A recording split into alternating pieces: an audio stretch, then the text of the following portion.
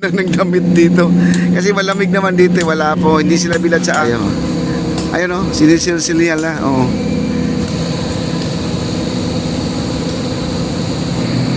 Yan oh, sinisil na po nila, kagaya niyan, oh.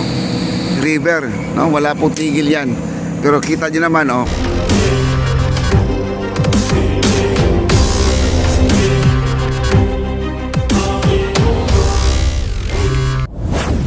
Lang po tayo, ngayon lang po tayo nakabalik dito, guys. Ayan, oh. Kita nyo. Ang mga poste dito ay napuputol na. Kagaya ng sinasabi ko ng isang araw, ito ay sisilsilin po nila at ilalabas yung pinakabakal niya. Yun po ang magkakaroon ng connection doon sa ating platform. Ito. Yan ang sinusil na po nila, kagaya niya, no. Tapos puputulin na po nila yan ay yung kaputol na wala na, no. At ipapatong na po nila yung tinatawag natin na file cap dyan sa ibabaw na yan. Magmumukhang lollipop po yan pag yan po ay nalagyan ng file cap yan, no. Ayan, oh. At ito ay malinis na. Ayan, malinis na po ito. Ayan, papunta po ito sa may kabila. Ito, nakikita nyo na mayroong mga malaking bakal dyan. Ayan po. Yun. Halos naputol na po lahat, no. Ito po ay talagang tinatapos na kasi last na update po natin dito ay lahat po ito ay naibabaon lang po nila, pero ngayon ay na po nila, may level na po siya hanggang saan lang po ang kanilang file cap na paglalatag, no. Ayan, pagkatapos sa file cap na yan ay magkakaroon pa sila ng porma, no. Ilalagay po nila yung porma para pagbuhos ng simento ay hindi po matatapon po yung porma. Ayan po, nandito po tayo. Ayan. Ayan.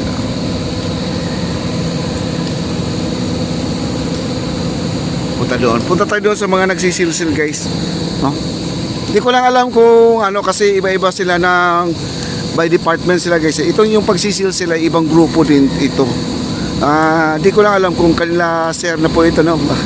Baka sa kanila sir na po itong yung pagsisilsil.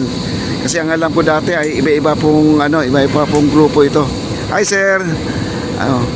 Yan, dito po tayo. Ayan. Sila po yung gumagawa dito. Ayan po, dito tayo. Ayun, oh, sinisilsil nila, oh. Napakatigas yan, guys. Ang tigas na simento yan. Ayan, oh. Ayan. Ayan po, at nakailang putol ka na, sir? Nakailang putol ka na? 6 pa lang. 6 pa lang? Pero sandali lang ba putulin yan? Mahirap. Matigas, no? 6 pa lang mula nung nag-umpisa ka.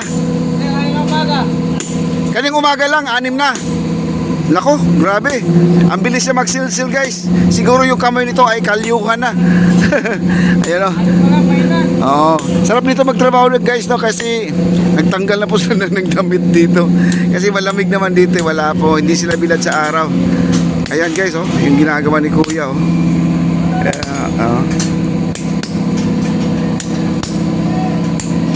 Ganyan lang po sila magtrabaho, guys. Kagaya doon sa kabila, yan, oh. Ginagrinder mo na nila yan. Grinder, nilagyan ng guhit. Ano po kami yan? Si ano? Tulungan namin. Mamaya. Ngayon naka-live to, naka-live. Naka-live. Naka-live, oh. Ayan po ang ating gwardiya dito, guys. Nandito yung mga pugi nating gwardiya ngayon, nag-iikot. Mag-hi po kayo, sir. Hello po, shout out. Shout out daw. Shout out ka pala sa mga workers dyan. Oo. Ganyan yung mga manggagawa, guys. Di ba nung kapanahonan yung manggagawa na wala po. Uso po talaga yung pag nasa field, mga walang damit lang. Sa pang-ibabaw lang, walang damit lang. Pero ganyan yung mga Pilipino. Kahit saan pwede. Ayan, no? Dito, maswerte sila dito sa ganitong trabaho, guys. Kasi may lilim, may puno. Kaya di po sila nabibilad sa araw. Hindi kagaya doon sa Maestranza. Grabe. Bilad talaga sila sa araw. Ito, malapit na maputol ito, guys, oh. Ano, malapit na maputol, oh. Kunting-kunti na lang to. Siguro mga 1 oras pa. Pero ilang oras kaya ito niya ginawa. Itong pagputol na to, no? Ayan o, matagal nga mabungi guys, matagal. At saka yung kamay nila, siguro yung mga kamay nito parang ano na, yung paltos na, no? Ayan o, kagaya ng mga kamay nila guys, oh. Oh, grabe, ang lalaki ng kalyo guys, oh. Tingnan mo ang kalyo nila, oh. Nakailang putol ka dyan, sir? 6 sa akin. 6 sa'yo? Yung maliit na yan, 8. 8 ang naputol niya. Ayan, 8. Pero itong isa ay 6 din. Ito, si Tatang, ito mabilis-bilis na to. Veterano na to, oh. Hindi, pumagal na kasi. Marami. Veterano na, oh. Pero grabe mga kamay nila guys, no? Oh. Pati channel pala yung ano yan. Panoorin natin mamaya. Di, naka-live to. Mapapanood yun na ngayon na. Followers kami, followers. Oo, may mga followers tayo dito. Ayan, oh. Grabe guys. Ang tibay ni Tatang. Siya po ay ano, makailang putol na kaya siya. Ito hindi lang 6 to, baka 8. Naka-8 na, no? Ayan. Ilan na po? 6. Taga-6 guys, mabilis. Pero kung ako'y sasabay sa kanila, baka isa hindi pa ako tapos. Nakakatungtong pa sa mga sanga-sanga yan. Baka nandiyan pala ako sa ibabaw. Ayan guys, galing po nila guys, oh. Ayan, dami na pong naputol nila. Ang sunod po nito ay pile cap na. Magpa-pile cap na po sila. Kaya mapapansin nyo, ang ibabaw may nakausli lagi na bakal. Yun po ang holder, no? Yun ang pagkakapitan po doon sa ating pile cap. Then after the pile cap, yun na po yung I-beam. Papasok na po yung I-beam at saka yung flat metal, yung makapal, papaton dyan sa ibabaw ng ating pile cap. Then pagkatapos ng I-beam natin, yun na po yung steel matting na, no? Steel matting din sa ibabaw, may mga bakal na siya. Si mga 16mm to 12mm yata ang ilalagay nila para sa pagbuhos.